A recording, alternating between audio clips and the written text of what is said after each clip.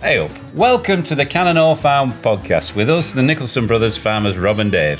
We're two Yorkshire farmers who, along with our dad Roger, brother Rich and the rest of our family, have turned a farm with 2 sheds and a barn into an award-winning tourist attraction. You've seen us on telly, live on Facebook, and now we've got our very own podcast. On today's podcast, we're here to talk about the drought, the prolonged spell of dry weather. When is it going to end? What implications are there for British farming? What can be done to mitigate this disaster going forward? Coming up. That stream can be a raging torrent, and at the moment it's the tiniest trickle. And the mill pond is dry. And to the point where you could almost wee as fast as that stream is depositing water at the moment. Well, you must have a good flow, Rob. It's not the flow I once had, but it's that stream is perilously close to drying up.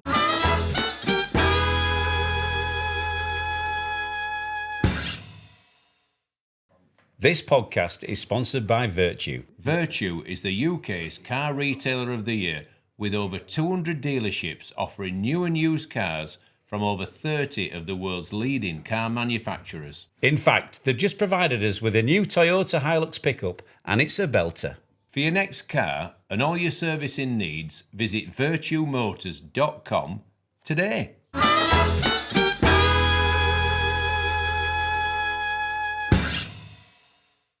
Right, coming up, we're talking about the drought, but until then, I know what you've been up to this week.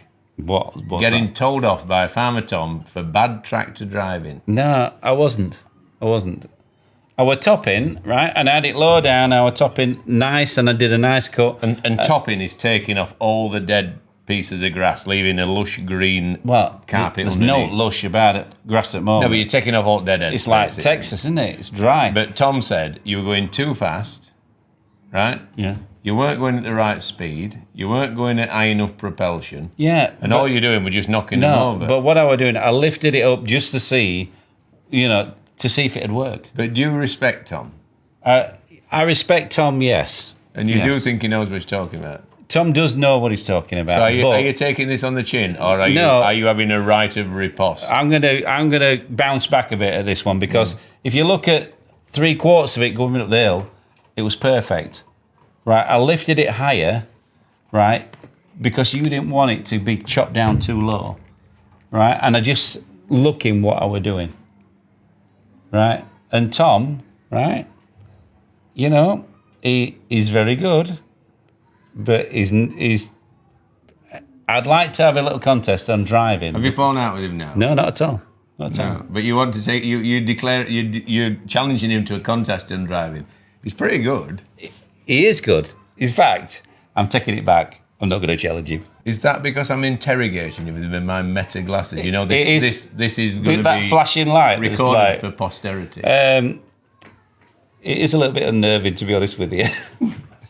Take him off.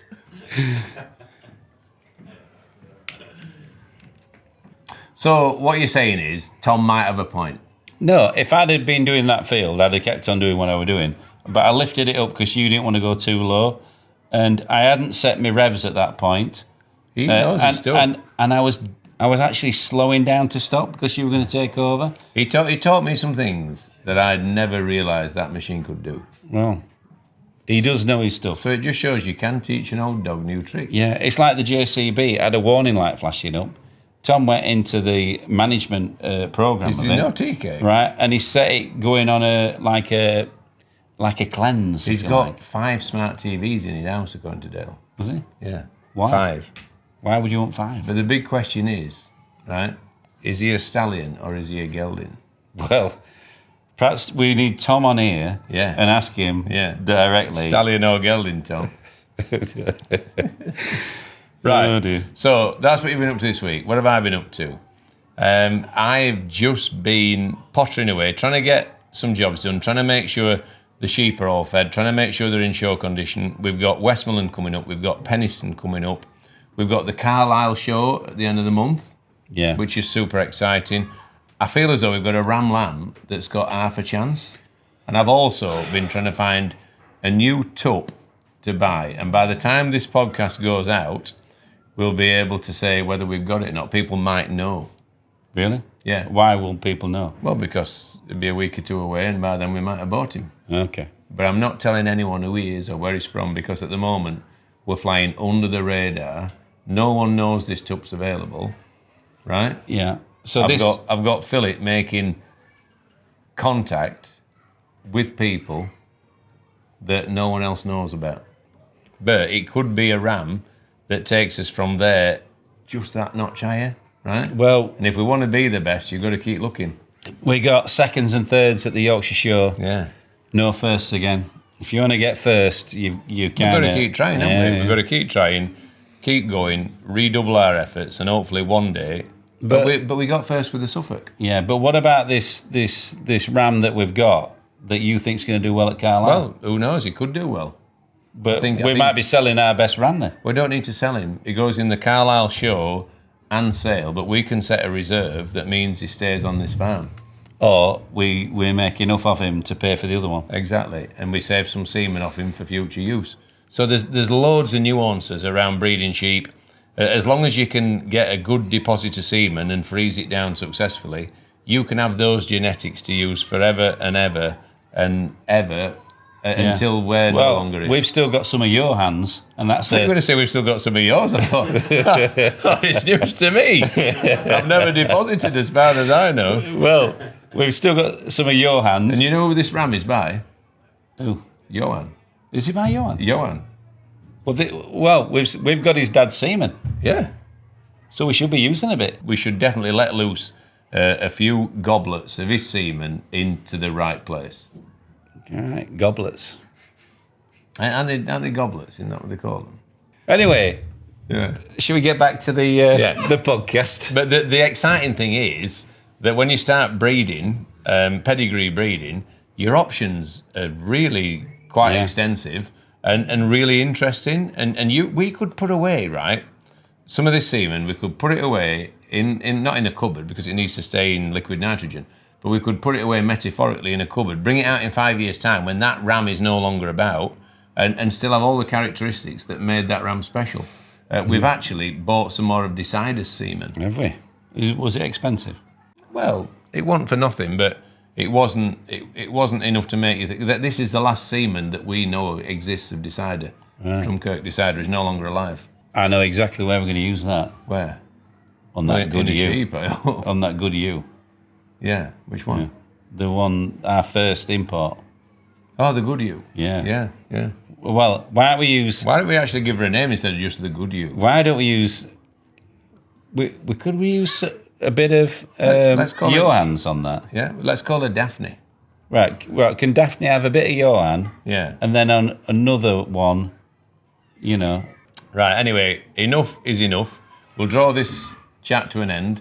We need to talk about the drought, the lack of rain, particularly in the south, but also right up to where we are and beyond.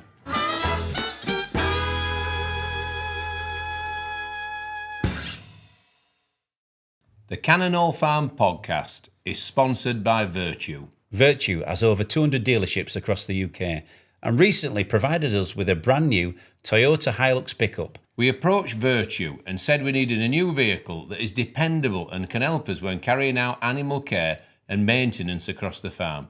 They came up with the Toyota Hilux. I'm glad they did. And what a motor. In fact, we've been fighting over the keys since we got it.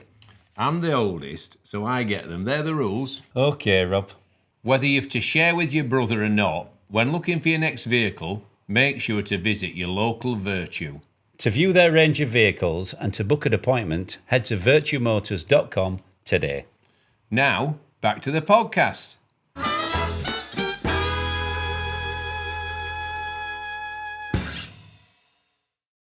Henry has just confirmed that it is a goblet of semen, right? So that was the correct terminology. Okay. But moving on from that, and it's always nice to be right, what about the crisis, the latest crisis in British farming? What's your feeling? Well, every time you put the news on, there's a fire.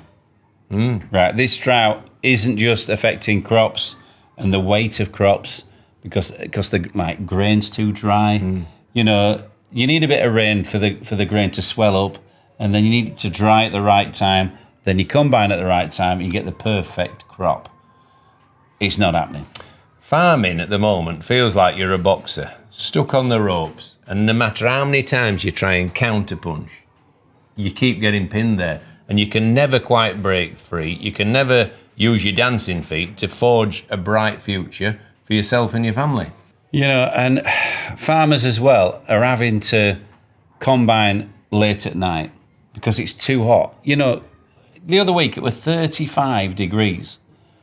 That is, you know, you get a spark at that and your crop goes up. So just to qualify there, the combining late at night to reduce the risk of fire, field fire, because in the heat of the day, it's more likely that the whole field can go up, and it can go up like a tinderbox, can't it? You know, really literally, it can burn your combine if you're not careful. Yeah, and everything around it. Yeah. Yeah, and again, this might be putting a little bit of pressure on.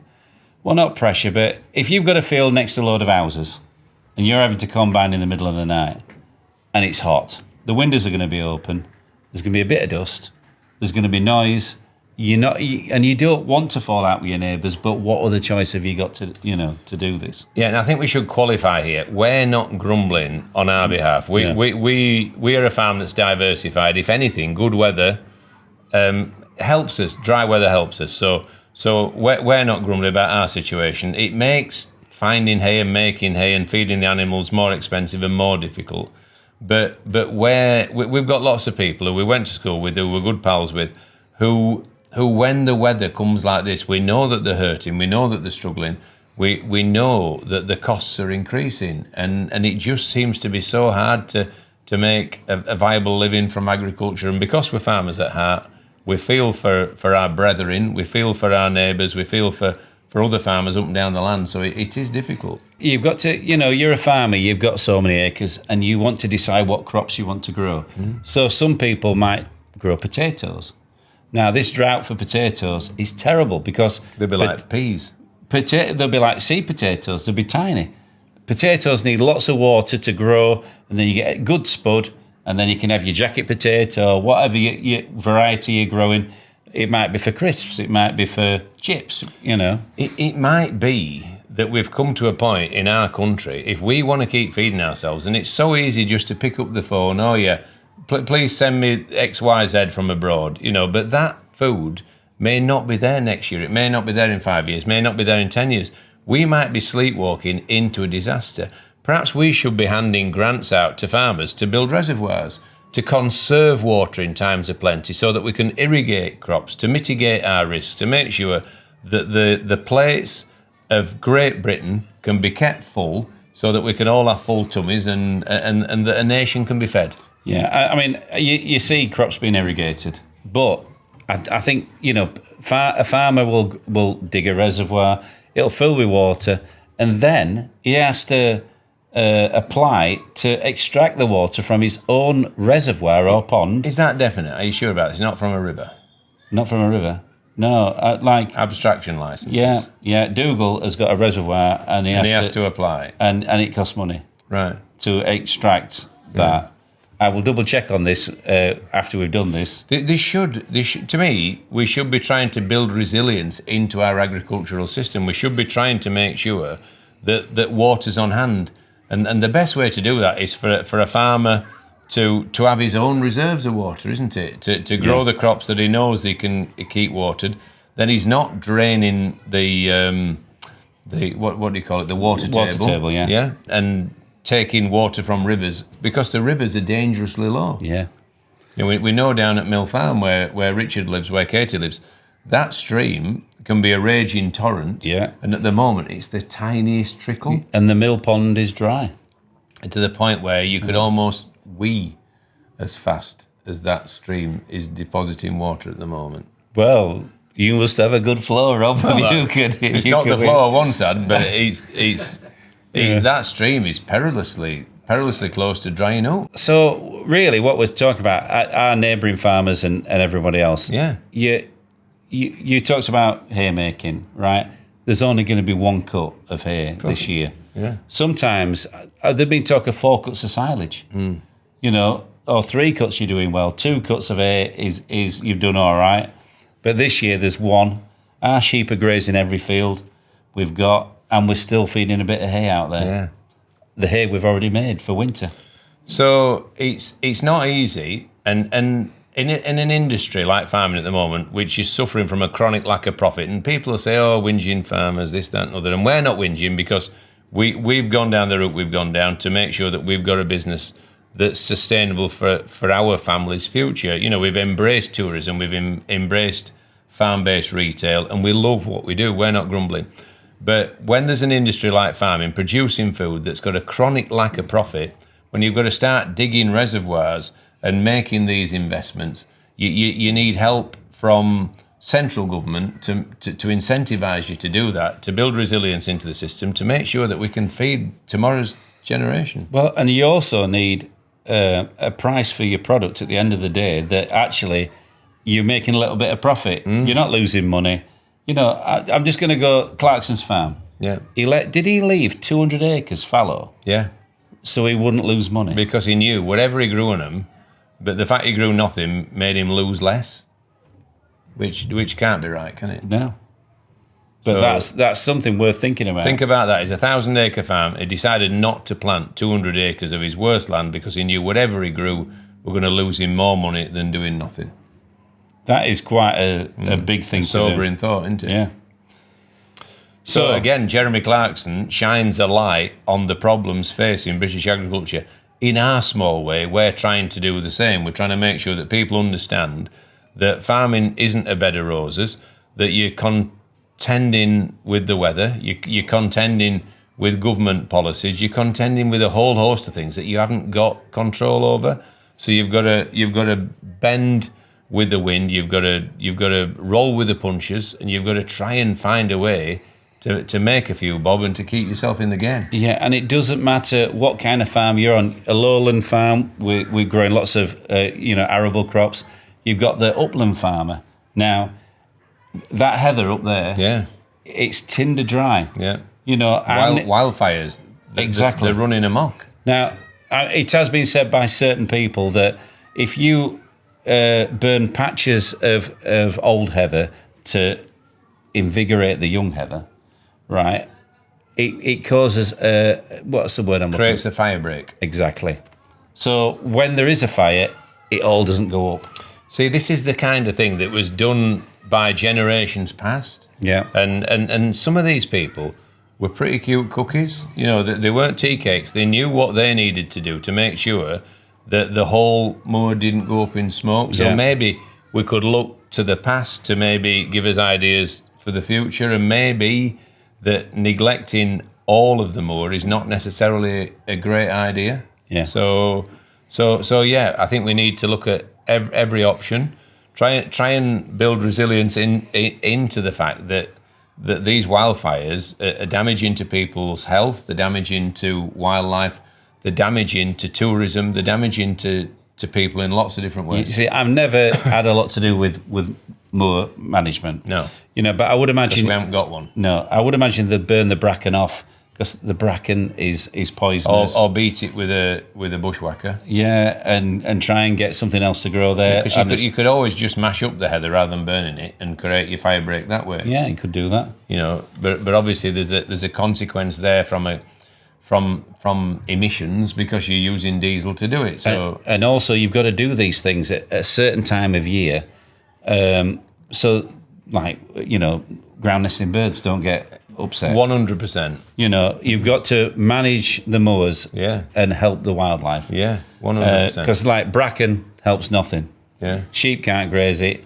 You don't get birds nesting in it like you would do heather.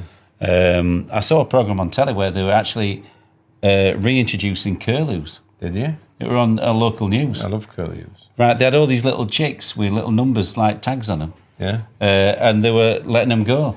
And I thought, wow, what a great. I love You know. curlews. I love hares. I love all nature. Nellie actually made me a card, and she put and she made some little crafting things of animals and birds. And she said, "I've made this for you, Grandad, because I know you love nature so much." Yeah, well, And We all I'm do. really chuffed about that. You know, a lot of farmers really do care about the wildlife and the environment. You know, I just think, you know, you've got to work with people that know what they're doing. You just don't want someone coming into government who hasn't got a clue and just making a load of policies that don't actually work. When were the last time they had a farmer as the farming minister? Well, I would think a long time ago. yeah, but don't you think they should be doing that? I think Anyone, it should be someone with a degree, ideally, of knowledge, or even if it's just someone prepared to listen to people who know, that would go a long way. I don't want to go on about it, but that's, you know, a farmer's lot isn't always a happy lot. So, when is it going to rain? When will the grass grow again? What will happen if we get another month's dry weather? When will we get an hosepipe ban in Yorkshire? I don't think it'll be that long. All these things are imponderables because, you know, it could rain in a week's time and we could be absolutely sorted. Yeah. But if we go on to the end of September with no meaningful rain, can you imagine what it's going to look like? It already looks like the Sahara. What do you call that place? Sahara Desert. Yeah, but what's that plain in Africa? Serengeti? Serengeti. Yeah, it looks like the Serengeti does that view out towards Gordon's at the moment. It does a bit. All it needs is a few elephants, lions, hippo, Well, and it'd be there. we Don't haven't say a tiger because they don't live in Africa. no, we haven't started building an ark yet, Rob. No. So it's a bit like an ark, I But suppose. then kind of when old it farm. rains, it'll rain like forever. Yeah. Right, and we won't have any reservoirs to fill up to store Well- for when it's dry again. You know, the reservoir, I've never seen the reservoir as low as it was this time last year. It was like a trickle, right? And then it didn't take that many months for it to be full. Exactly, and if we got more reservoirs, all that rain that we had in the early spring and over winter could be stored up, ready for moments like this. Exactly. Building resilience, making sure that we can water our vegetables, making sure that we can keep British food on the plates of British people. Yeah, exactly. Make farming great again. I once said that and you laughed your head off, but you know what? Make farming great again.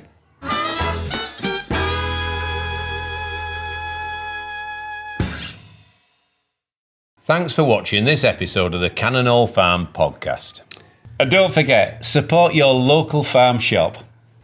Yeah, we're very lucky to have a team of dedicated professionals that keep us well fed and our local community well supplied with great produce. Exactly. I couldn't have said it better myself. Listen. Okay, Mrs. Green. Right, that's it for this week. But until next time, I've been Farmer Rob. I've been Farmer Dave. Bye-bye. Should I have mentioned our farm shop? Well, people know we've got one. Yeah. Well, you know, it'd be nice to see them there, wouldn't it? Yeah. If they're ever passing, we'll have a chat. Yeah.